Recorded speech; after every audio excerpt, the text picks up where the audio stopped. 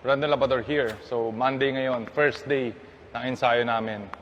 At ngayon, ang huling araw para sumagot ka. Huwag mo kakamunin kung hindi ka papalag. Ang tanong, yung bangga mo, kaya niya ba?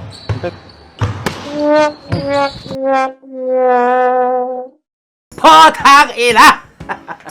Potang ina! Nakakuha na naman kayo ng laruan. Ha? Nakakuha na naman kayo ng laruan. Dahil dyan sa pinagagagawa nyo. Dahil dyan sa diskarte nyo. Kung paano kayo mapansin sa social media. Hindi kayo influencer. Ano lang kayo, mga content creator, pero hindi kayo influencer para sa akin. Mark Pingris? Hindi ka ubra dyan, tol. Alam mo sa sarili mo yan. Ginagawa mo lang yan kasi good or bad publicity. Inaabuso nyo na yung salitang good or bad publicity. Kaya nga kahit mukha na kayong tanga sa social media, wala kayong pakialam dahil publicity. Ayun yung natutunan nyo dito sa social media eh. Yung manggago ng tao, manggago ng kapwa natin Pilipinong Bisaya para makakuha ng publicity. Alam nyo, nakakatakot yan mga tol. Sa pinagagagawa nyo yan, yung yabang-yabang sa internet. Pag may taong hindi nakaunawa sa inyo at pinatulang kayo sa personal pag nakita kayo, ano ikakatwiran nyo? Hindi, YouTube lang yun.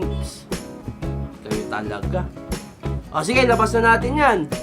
Kung kaya nyo naman panindigan yan, yung mga pinagagagawa nyo ganyan, yung angas, yung yabang nyo, tignan natin kung kaya nyo panindigan yan pag may bumili ng binibenta nyong ganyang klase ng pagkatao. Pero usapang basketball, puta.